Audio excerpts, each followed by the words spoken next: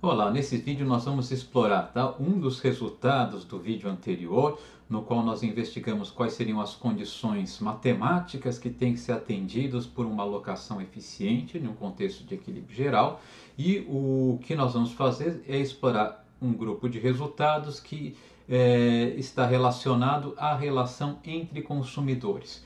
De que maneira, ou que tipo de relação entre consumidores deve ser estabelecida em uma alocação eficiente. Para acompanhar esse vídeo, você precisa necessariamente ter visto o vídeo anterior, no qual nós exploramos as condições, as propriedades matemáticas, de uma alocação eficiente. Se você ainda não assistiu, por favor, clique no link que aparece na sua tela agora para assistir inicialmente esse vídeo. Se você já assistiu esse vídeo, eu vou fazer uma revisão muito rápida, do que a gente viu, tá? Então nós vimos que toda alocação eficiente ela é solução de um problema de maximização de utilidade, que consiste em maximizar a utilidade de um consumidor, qualquer um que a gente escolhe arbitrariamente. Nós escolhemos o consumidor 1 simplesmente por uma conveniência de notação, tá? Então eu tenho um problema de maximizar a utilidade desse consumidor, sujeito às restrições de factibilidade impostas pela nossa economia, basicamente pelas dotações iniciais, restrições de consumo, produção e uso de insumos não negativos, e a restrição dada pelas funções de produção, tá certo? E também com uma outra restrição, que é que o nível de utilidade de todos os outros consumidores não pode ultrapassar um nível de utilidade meta, que nós estávamos dotando por o chapéu I. Para atender a solução desse problema, que vai ser obtida em uma alocação eficiente, a alocação eficiente então precisa atender às condições de máximo de primeira ordem desse problema.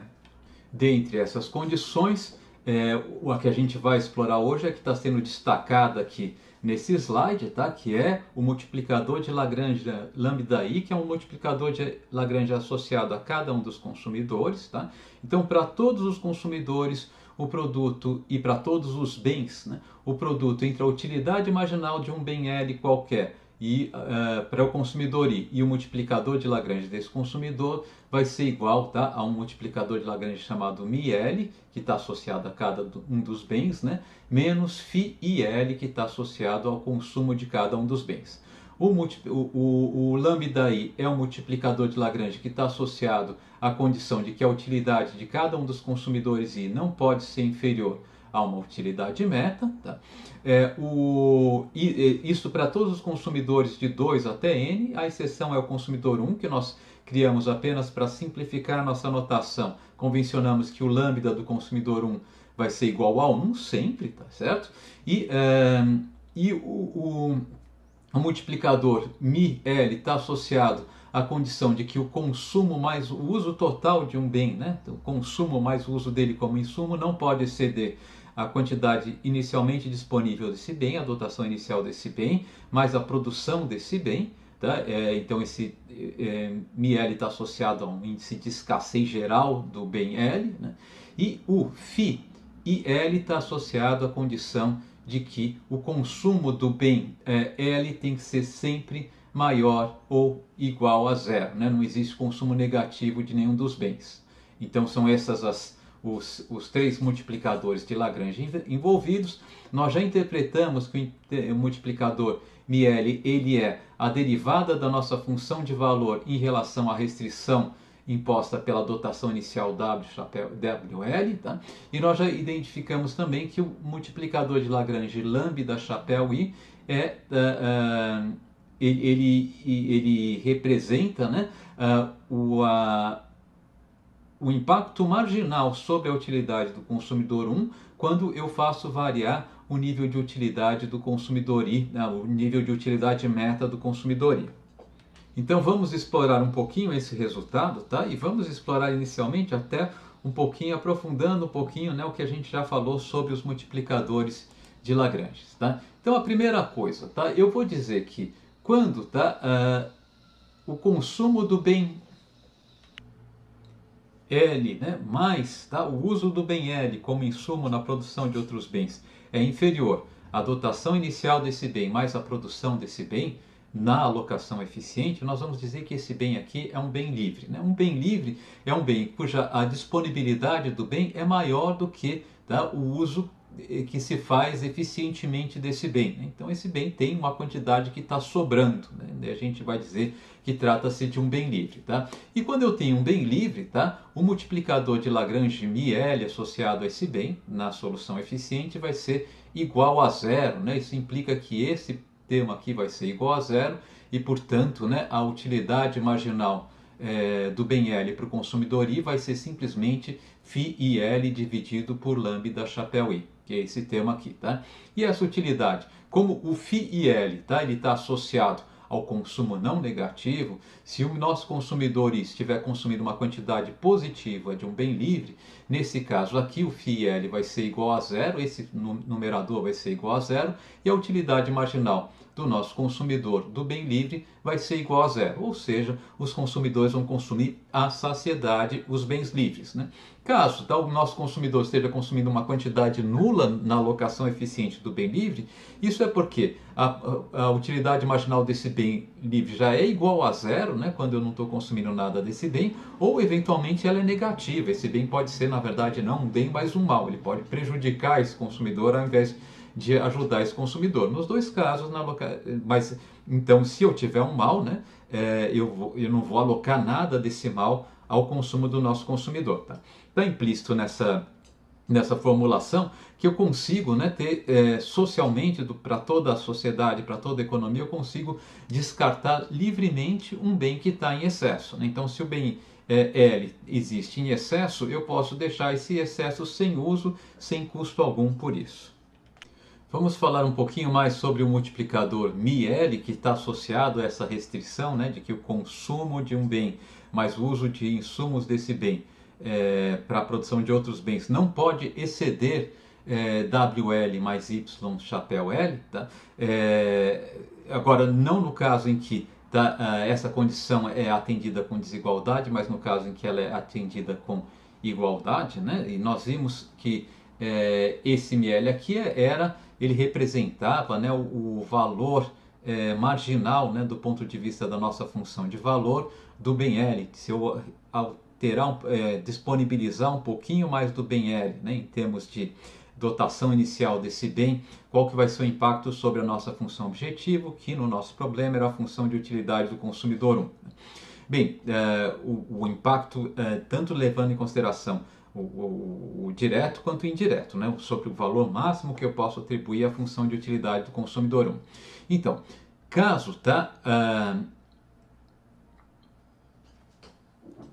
então, vamos assumir que para um consumidor I qualquer, ele esteja consumindo uma quantidade positiva do bem L, né? Então, e vamos assumir também, vamos voltar novamente à nossa condição de primeira ordem, a condição de primeira ordem que nós estamos explorando nesse vídeo. E agora vamos ver o que acontece quando, tá? Então essa condição, né, lambda I vezes a utilidade marginal para o consumidor I do bem L é igual a μL menos φIL, né? Bom, o φIL era o multiplicador de Lagrange associado à restrição de que o consumo do bem L não pode ser negativo, ele tem que ser maior ou igual a zero, né? O φIL ele vai ser maior ou igual a zero, ele pode ser maior do que zero ou igual a zero, quando o XL na solução ótima é zero.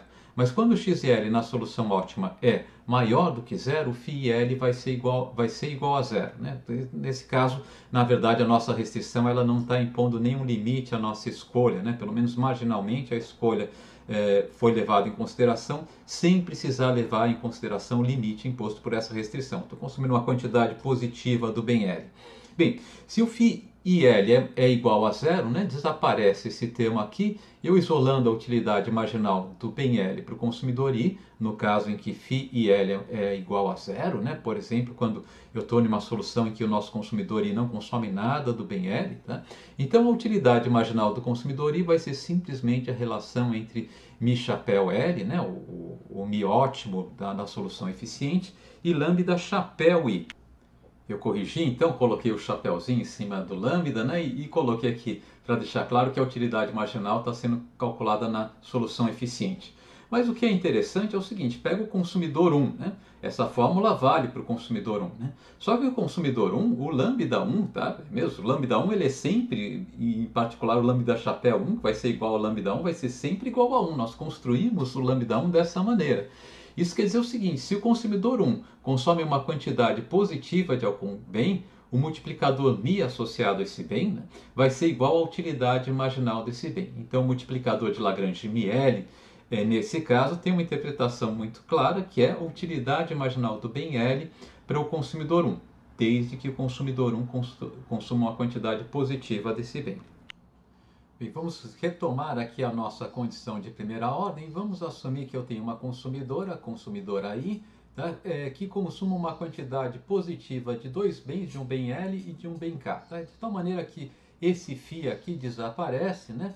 E eu vou ficar para os dois bens com essas identidades, né? O lambda da nossa consumidora vezes a utilidade marginal do bem L vai ser igual a μL, na alocação ótima, e o lambda da consumidora vezes a utilidade marginal do bem K vai ser igual ao μK. O que eu posso fazer é dividir uma dessas igualdades pela outra, tá? Supondo que os dois bens não sejam bens livres, ou assumindo, né, que o μK seja maior do que zero, tá? Eu posso dividir a primeira igualdade pela segunda e eu vou ficar com o resultado que a razão entre as utilidades marginais do bem L e do bem I, para a nossa consumidora I, vai ser igual à razão entre os multiplicadores de Lagrange μL e μK. Né? Okay? Agora, suponha que eu tenha, além dessa consumidora, um consumidor, tá? Que vai ser identificado aqui com a letrinha I sem ponto. Eu vou chamar ele de consumidor em contraste com a consumidora, para ao invés de falar o consumidor I sem ponto e o consumidor I, eu falo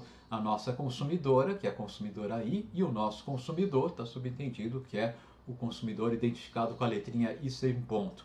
Esse consumidor também consome, vamos imaginar, dos bens L e do bem K em quantidades positivas. Então a razão entre as utilidades marginais desse consumidor também vai ser igual à razão entre μL e μK, e vocês sabem, as razões entre as utilidades marginais são iguais às taxas marginais de substituição, e o resultado, portanto, é que, tá, na alocação eficiente, se eu tiver dois consumidores que consomem quantidades positivas de dois bens, as taxas marginais de substituição entre esses dois bens para esses dois consumidores serão iguais entre si. Então, a taxa marginal de substituição da nossa consumidora entre os bens K e L e a taxa marginal de substituição do nosso consumidor entre esses dois bens vão ser iguais entre si. Essa igualdade, a gente já falou, mas enfatizando, ela depende do fato dos dois consumidores consumirem quantidades positivas dos dois bens. Pode acontecer que um consumidor consuma uma quantidade zero de um bem, né? Por exemplo, a nossa consumidora pode consumir uma quantidade zero do bem L e uma quantidade maior do que zero do bem K, e o nosso consumidor continua consumindo quantidades positivas dos dois bens. O que vai acontecer? Quando eu divido agora, quando a nossa consumidora não está consumindo nada do bem L, eu não posso assumir que o φ e L é igual a zero, ele vai ser maior ou igual a zero. Então, na verdade, lambda vezes a utilidade marginal do bem L para a nossa consumidora vai ser igual a μL menos φ e L, né? Enquanto o bem K, que ela consome quantidades positivas, o φ K é igual a zero, eu posso dizer que lambda I vezes a utilidade marginal do bem K para a nossa consumidora igual a μK. Quando eu divido agora essas duas expressões, uma pela outra, eu vou ter que a razão entre as utilidades marginais vai ser a razão entre os multiplicadores de Lagrange dos dois bens, μL e μK, tá? Menos φ e L sobre μK. Como todos os nossos multiplicadores foram concebidos para terem sinais maiores ou iguais a zero, eu sei que essa última fração aqui, φ e L sobre μK, é maior ou igual a zero, e, portanto, a utilidade marginal, a taxa marginal de substituição entre os bens L e K para a nossa consumidora vai ser menor ou igual à razão μL sobre μK. Se eu tiver um consumidor I sem chapéu que consoma quantidades positivas dos bens K e L, tá? Esse consumidor ele vai igualar a sua taxa marginal de substituição à razão entre μL sobre μK. Então, a taxa marginal de substituição do nosso consumidor, nesse caso, vai ser maior ou igual à taxa marginal de substituição da nossa consumidora, tá? Então eu posso ter uma solução de canto em que haja diferença entre as taxas marginais de substituição quando um dos consumidores esteja consumindo uma quantidade nula de um dos bens. Uma situação como essa aqui. Então, de uma maneira geral, a gente vai postular a igualdade entre as taxas marginais de substituição na alocação eficiente. Isso daqui sempre ocorre, desde que eu esteja falando de bens consumidos em quantidades positivas por ambos consumidores. E para ilustrar por que a taxa marginal de substituição deve ser igual entre os dois consumidores, quando o consumo dos dois bens na alocação eficiente é maior do que zero, imagine que isso não ocorra. Então imagine que nossa economia esteja em uma alocação, não necessariamente a eficiente, na qual a taxa marginal de substituição da nossa consumidora é maior do que a taxa marginal de substituição do nosso consumidor. A razão entre as utilidades marginais do bem L e K para a nossa consumidora é maior do que a razão entre as utilidades marginais do bem L e K para o nosso consumidor. Vamos assumir que os dois consomem quantidades positivas dos dois bens, e que em particular, que o nosso consumidor consome quantidade positiva do bem L e a nossa consumidora uma quantidade positiva do bem K, E imagine que eu faço o seguinte, Eu estou nessa situação e vou fazer uma pequena transferência, do consumidor para a consumidora, de uma grandeza DL, DL é um montante maior do que zero, do bem L, que vai sair do nosso consumidor, eu vou tirar do consumidor e vou dar para a consumidora. O consumidor vai consumir um pouquinho menos do bem L, a nossa consumidora um pouco mais do bem L. Em compensação, a nossa consumidora ela vai transferir uma quantidade DK, do bem K para o nosso consumidor. Então eles vão fazer uma troca, O consumidor dá uma quantidade DL para a consumidora e a consumidora dá uma quantidade DK para o nosso consumidor.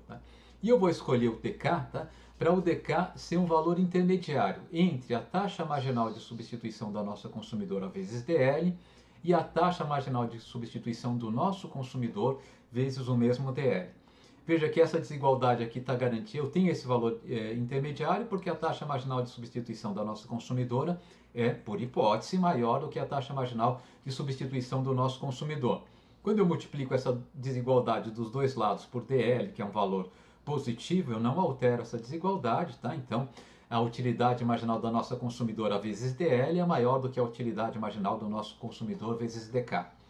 Vezes DL, perdão, ok? Vamos escolher agora um DK no meio do caminho entre essas duas grandezas, Então o DK vai ser maior do que a taxa marginal de substituição da consumidora vezes DL e vai ser menor, perdão, do que a taxa marginal de substituição da consumidora vezes DL e vai ser maior do que a taxa marginal de substituição do consumidor vezes DL.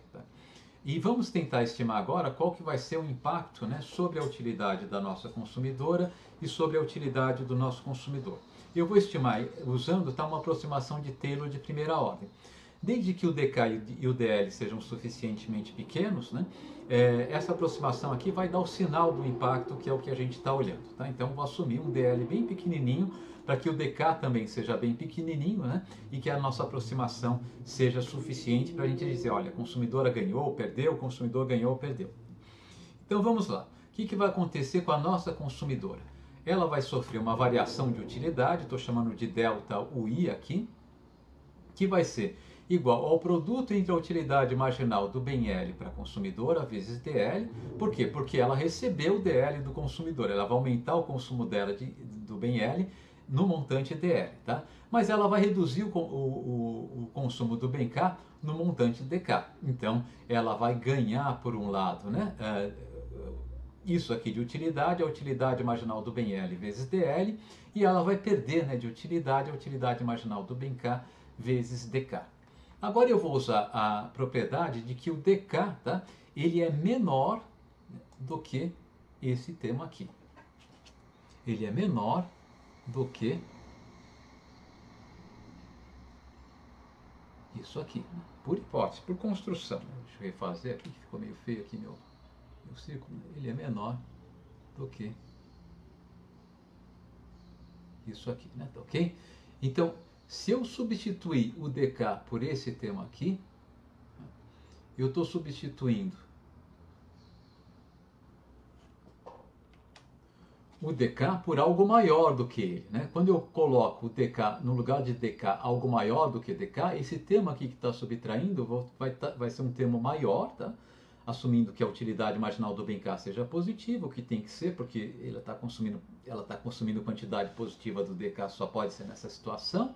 Tá? Então, eu vou estar subtraindo algo maior e, portanto, toda essa expressão aqui vai ficar menor. Né? A utilidade marginal do bem I vezes dl, menos a utilidade marginal do bem K, né? Vezes essa expressão, né? Vai ser menor do que a utilidade marginal do bem L vezes dl, menos a utilidade marginal do bem K vezes dk. Ou seja, tá?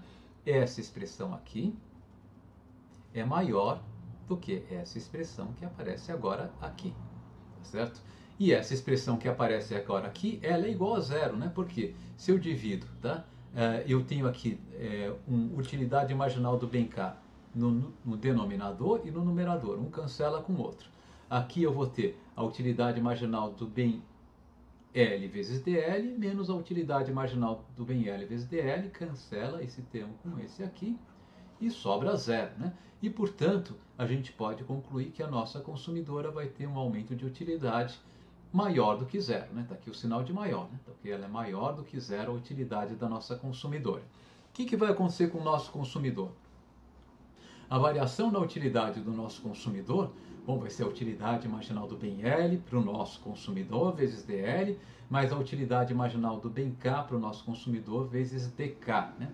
O que a gente sabe? A gente sabe que dk é maior do que a taxa marginal de substituição para o nosso consumidor vezes dl.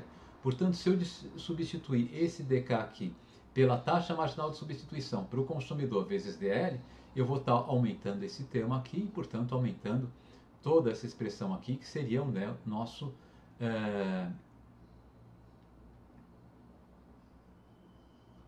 delta U.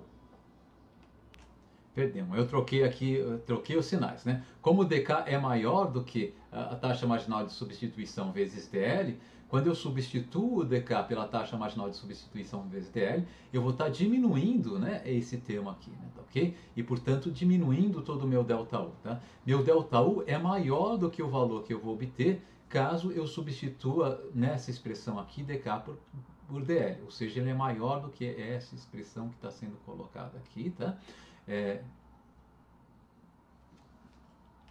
Vamos estimar de modo similar a variação na utilidade do nosso consumidor. Então, nós vamos ter que o delta U, e sem chapéu, né, é aproximadamente igual ao produto entre a utilidade marginal para o nosso consumidor vezes dl com sinal negativo. Por quê? Porque o nosso consumidor vai abrir mão de dl, que ele vai transferir para consumidor, então ele vai perder desse ponto de vista, mas ele vai ganhar a utilidade marginal do bem K vezes dk.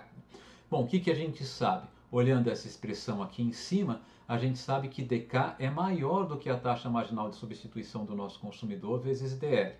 Isso significa que, caso eu queira substituir, tá, a taxa marginal de substituição, o valor dk, tá, por essa expressão aqui, tá, o valor resultante vai ser um valor menor, né, simplesmente porque eu estou substituindo o dk por algo menor do que dk.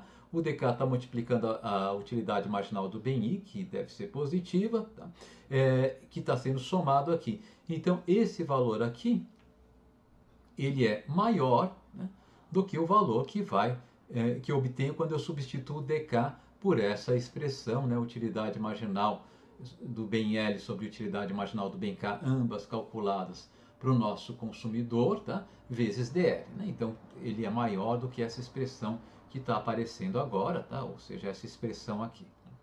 Bom, mas essa expressão aqui, o que a gente pode ver que ela vai resultar em zero, né? Porque eu tenho utilidade marginal do bem K aqui no denominador e aqui no numerador, um cancela com o outro, e eu vou ficar com menos utilidade marginal do bem L vezes dl, mais utilidade marginal do bem L vezes dl, né? Um termo cancela com o outro e sobra simplesmente o zero, né? Então, novamente, tá? também para o nosso consumidor, a variação na utilidade dele foi maior do que zero. Isso quer dizer, a gente saiu de uma situação inicial em que havia desigualdade entre as taxas marginais de substituição. Eu assumi que o consumidor K consumiu uma quantidade positiva do bem K, e a consumidora, o consumidor, e sem chapéu, consumiu uma quantidade positiva do bem K, e a consumidora I consumiu uma quantidade... Perdão, eu assumi que a nossa consumidora I consumia uma quantidade positiva do bem K e o nosso consumidor consumia uma quantidade positiva do bem L, e a gente viu que a partir dessa situação é possível fazer uma troca envolvendo apenas esses dois consumidores que deixem os dois melhores. Nenhum outro consumidor foi prejudicado, eu não prejudiquei a produção de nenhum dos bens, e portanto eu posso dizer que eu consegui fazer uma mudança que melhorou a vida de duas pessoas, da nossa consumidora e do nosso consumidor, sem piorar a vida de ninguém, portanto uma melhoria paretiana, o que significa que a nossa alocação inicial não era Pareto eficiente. Numa alocação Pareto eficiente, esse tipo de mudança não pode mais ocorrer.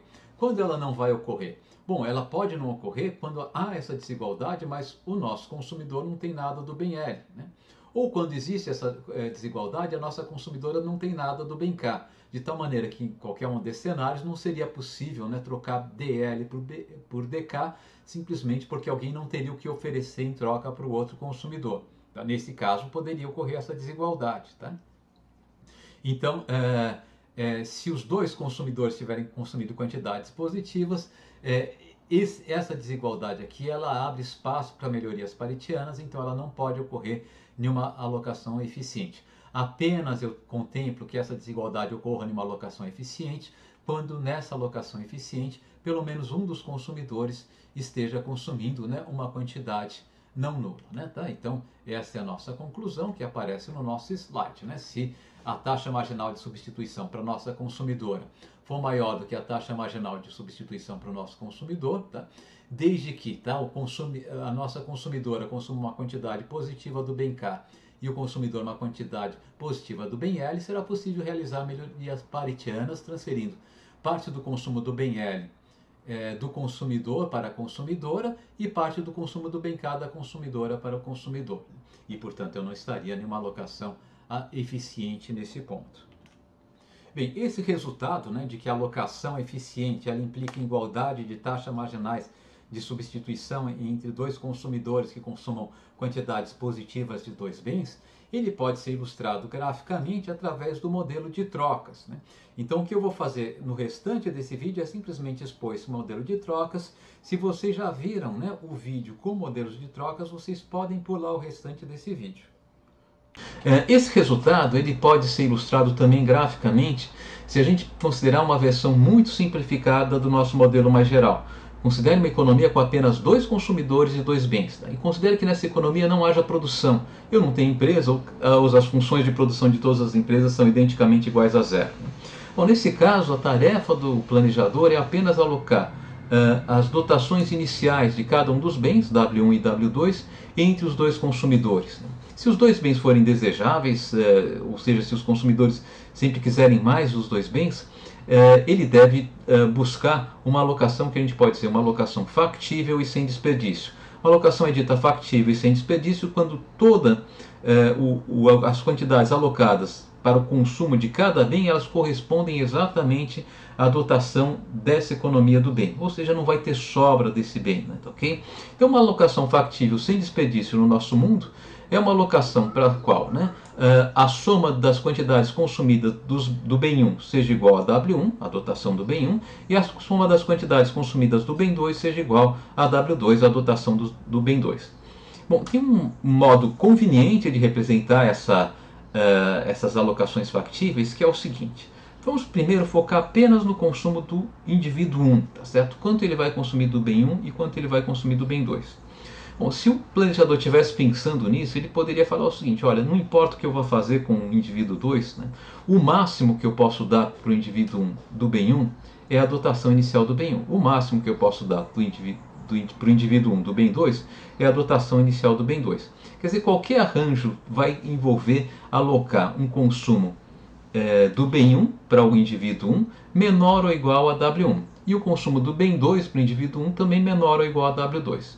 Imaginamos que o nosso planejador esteja cogitando, né, em dar uma alocação que corresponda a esse consumo para o indivíduo 1, ou seja, essa quantidade do bem 1 e essa quantidade do bem 2. Né? Vamos chamar essa alocação de alocação estrela, né, para a gente ter uma referência.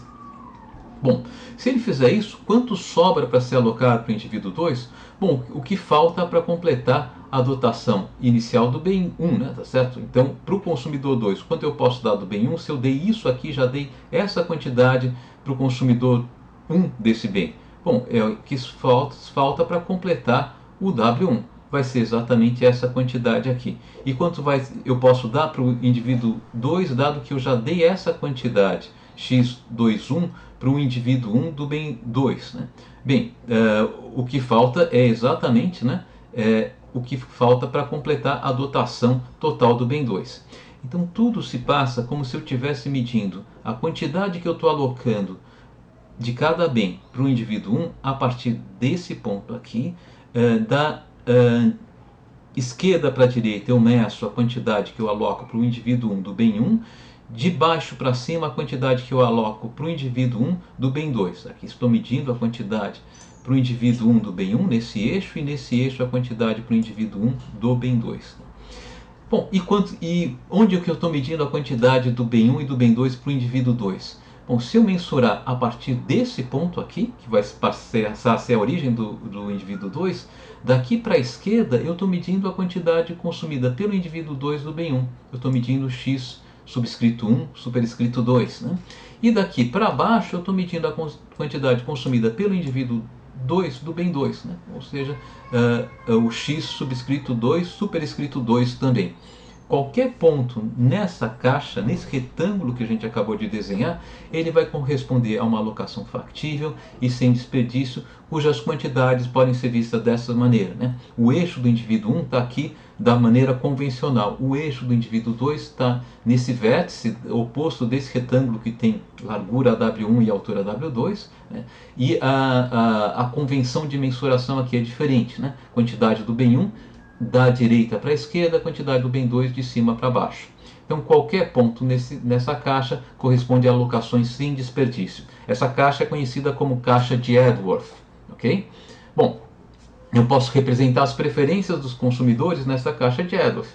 As preferências do consumidor 1, a gente pode representá-las com facilidade, né, simplesmente desenhando um mapa de curvas de indiferença. Aqui eu desenho um mapa de curvas de indiferença bem comportada para o consumidor 1. E para o consumidor 2, qual que vai ser o jeitão de curvas de indiferença bem comportadas, né? Ou seja, monotônicas e convexas em relação à origem? Bom, para fazer isso, vamos inverter as posições, vamos virar essa caixa de Edworth 180 graus, né? Deixando o indivíduo 2 agora confortavelmente aqui à nossa esquerda e abaixo, fica mais fácil a leitura.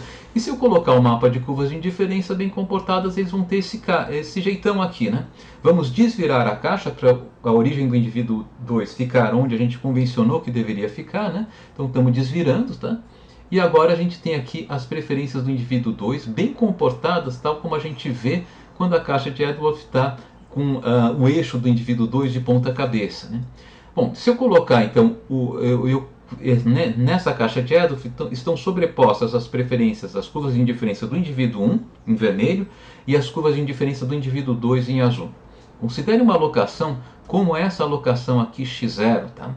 O que a gente pode dizer dessa alocação? A gente pode dizer que essa alocação não é eficiente. De fato, sempre que uma alocação corresponda a um ponto de cruzamento entre duas curvas de indiferença dentro da caixa de Edworth, essa alocação vai ser ineficiente. Por que está acontecendo isso? Vamos ver quais são as alocações que o indivíduo 1 prefere a essa cesta de bens, a essa alocação x0. Bom, vão ser todas as alocações que estejam, né, à direita e acima, do ponto de vista dele, da curva de indiferença que passa por x0. Todas as alocações nessa área que a gente marcou em vermelho um pouquinho mais claro. Né? E quais são as alocações que o indivíduo 2 prefere à alocação x0? São todas as alocações que, do ponto de vista dele, estão à direita e acima da curva de indiferença que passa por x0. A direita e acima do ponto de vista dele é a esquerda e abaixo do nosso ponto de vista. Né? Então são todas as alocações que estão à esquerda e abaixo dessa curva de indiferença do indivíduo 2 que passa por x0. Essas alocações aqui. todas essas alocações que ficaram sombreadas em azul, o indivíduo 2 prefere a alocação X0. Bom, o que a gente pode ver é que essas duas áreas têm uma intersecção, né, que é dada por essa área que ficou mais roxo, né? Todas as cestas de bens, todas as alocações nessa intersecção são alocações que tanto o indivíduo 1 prefere a alocação X0, quanto o indivíduo 2 prefere a alocação X0. Então, se eu sair dessa alocação X0 e vier para uma alocação nessa área aqui, eu vou deixar os dois indivíduos melhor. Então, se eu tiver em X0, eu ainda tenho a possibilidade de melhorar simultaneamente a vida dos dois indivíduos, né? Ou, se vocês preferirem, né, X0 é tal que existem alocações, as alocações nessa área em roxo, que sejam tais que os dois indivíduos preferam a X0, portanto, existem alocações que são paretos superiores a X0. E, portanto, X0 não é eficiente. A condição para que a alocação seja eficiente é que, dada a curva de indiferença de um dos indivíduos, por exemplo, do indivíduo 2, a alocação corresponda a um ponto que corresponde à curva de indiferença mais alta do indivíduo 1, que ainda tem ponto em comum